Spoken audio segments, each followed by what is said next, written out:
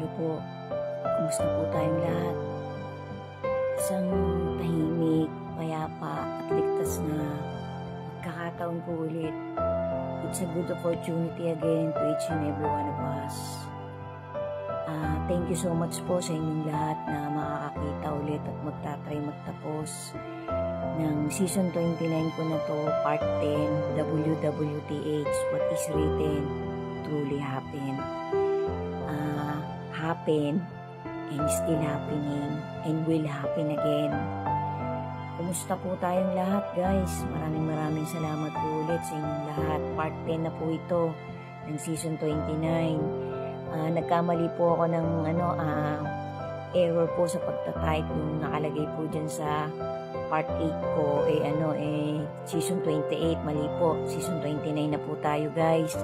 Mga few parts na lang po tong ending part nito, tapos magbubukas po ako ng panibagong season. Patuloy-tuloy po ninyo akong samahan sa pagtsatsaga akong mag-research, mag-notes ng mga importanteng detalye na talagang inspired by the holy love letter of our dear Creator and His begotten Son. Amen. Maraming salamat po sa bawat isa sa inyo, babae ka man, lalaki ka man, bakla ka man, tomboy ka man, mayamang tao ka man, mahirap ka man, isang simpleng tao ka o isang Hollywood star ka o sino ka man o artista ka man na baka sakali makadaan sa wall mo ang contents ko na ganito. Sana bigyan mo ako ng kaunti mong minuto. Samahan mo ako sa aking kaliitan, sa pagtatawid ko ng mga ganitong contents na ang una kong pinag-aalayan ay ang ating dakilang Diyos. Ang isang Diyos na walang ginawa kundi magpadala ng magpadala maya't maya, libu-libong taon, 1,000 years ago na walang ginawa kundi tulungang maging matuwid pa rin lahat ng nilalang niya. Tulungang magbago, tulungang maglinis ng kanyang buhay ang kahit sino sa atin. Yan ang pagkakilala ko sa Diyos na kinikilala ko. Well, kung sino ka man na nakakakita ng content ko, kung iba man ang paniniwala mo, sana pakinggan mo pa rin tong content ko na to. Total, less than 10 minutes lang to, maximum 10 minutes. Sana pagdamutan mo na pakinggan ang maliit at maigsi kong shout out para sa lahat ng taong nakakakita talaga at sa mangilan-ngilang nagpa-follow sa platform ko na to. Total lahat naman tayo gumagamit ng internet medyo isama din natin sa mga tinitingnan nating content, yung mga ganitong content na parang may katiting na wisdom, parang may katiting na ang pinaka-topic, na ang pinaka-essence ng content na kagaya ng sa akin tungkol sa spiritual, tungkol sa pangkaluluwa. Kasi kumbaga wala namang makakapagsabi sa atin, guys, na lagi tayong malusog, na lagi tayong maraming pera, lagi tayong mayaman, lagi tayong ligtas, lagi tayong nandun sa payapang lugar. Wala kahit sino, kahit isang magaling na spiritualist ka pa, isang magaling na healer ka, isang magaling na manghuhula ka, hindi mo kayang i-predict yung pinakamalapit na future. Ang pinakamalapit na future, guys, 24 oras. Huwag tayong tumingin dun sa sobrang layo, guys. Dapat dito lang tayo sa here and now. Pero dapat kahit papano may perspective din tayo na kahit katiting lang, kahit kalahati lang ng 1%, kahit papano meron tayong alam sa banal na sulat ng ating Creator.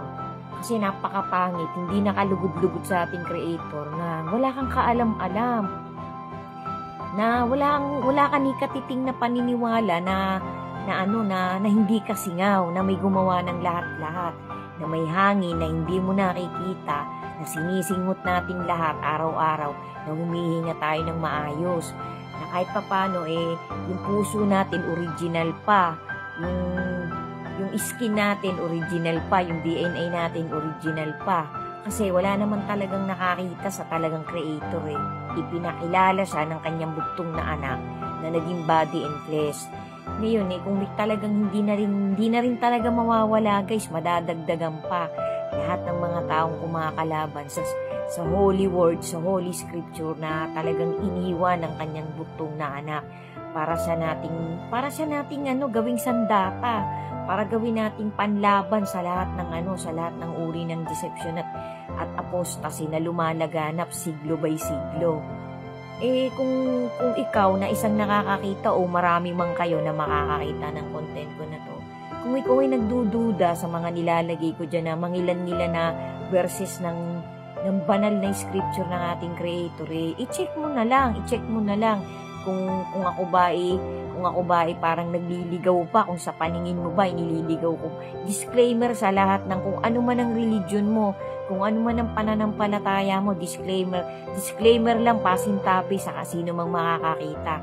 I-disregard natin yung mga yung mga pinaniniwalaan nating motivation sa buhay natin. Basta ako para sa sarili kong POV sa pananaw ko sa buhay, ayokong magpahamak ng kahit na sino, lalo na mga kamag-anak ko, kaibigan ko, maliligaw itong konti kong motivation na to, biglang dumaan to sa platform na ginagamit mo, i-check mo kung ako isang taong gusto kong ipahamak ang nakakapakinig sa akin, nakakakita sa akin, nasa sayo na yan, gamitin mo ang discretion mo. Basta ako, pinipilit kong maging malinis ang konsensya ko kasi itong buhay ko na to ay hinihiram ko lang. Itong buhay ko na to, itong kalusugang pinangahawakan ko, ay hindi ko rin alam kung hanggang kailan ako tatagal. Basta para sa akin, mamatay man ako anytime. Pinakita ko sa dakilang Diyos na kahit katiting lang, ito lang yung kaya kong magawa sa panahon na kumbaga humihinga pa ako ng maayos eh. Ito yung naisip kong maibigay ko sa kapwa ko na katuking ko yung puso't isip niya na meron talagang Diyos. Hindi ka singaw, hindi ka basta na lang sumulpot na nandiyan ka, humihinga ka, para kang walang kwentang tao. Hindi. Meron talagang isang taong nakakakita sa kahit sino sa atin. Nadidinig niya yung mga iyak natin, yung mga himutok natin, yung mga hinihingi natin sa kanya, alam niya. Yung buhay mo, 10 years, 50 years from now, alam din niya kung anong mangyayari sa'yo. Yung choices na pipiliin mo, alam na din ng Diyos na yun, nung kinikilala kong creator, kung ano nung magiging outcome nung dinidesire mo na yun, basta inilagay mo na yun sa puso mo. Alam din niya kung anong pinaplano mo, kung anong magiging resulta. Ganun kagaling yung Diyos na kinikilala ko. Lahat po tayo may sarili-sariling discretion. Basta para sa akin, itong context ng mga ginagawa kong content ko guys, talagang ito kumbaga ni-research ko din to, pinagtyaga akong tapusin ang bawat dokumentaryong nagtatagal ng 45 minutes, 1.5 hours, 75 minutes, 2 hours, minsan 3 hours pa ang pinagtsatsagaan kong tapusin. Pinagpupuyatan ko, nino-notes ko yung mga importanteng alam kong talagang galing sa salita ng ating creator. Bine-verify ko guys.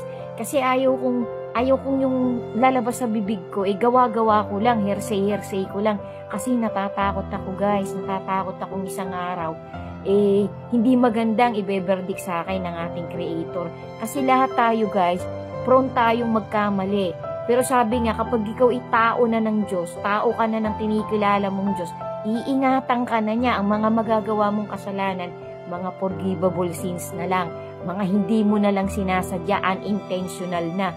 Inipanghawakan natin guys kasi salita yan ng isang matuwid na mangangaral at mga pastor na buhay pa sa panahon natin na ginagamit ng ating Panginoon para maghatid ng tunay na context ng salita niya, para kahit papano lumapit ka na sa ating creator, magtiwala ka na sa kanya sa natitirang araw pa na hinihiram nating lahat. Kasi the days is coming na magiging mahirap na talagang kumilos ng normal. Yan po'y facts guys, hindi naman po tayo mga tangang tao. Sa panahon po natin ngayon, talagang bihira na ang walang kamuwang-muwang. Sundan nyo po, marami po akong itatawid na talagang kapupulutan natin ng booster sa faith natin. Thank you po, God bless po, to God be the glory po.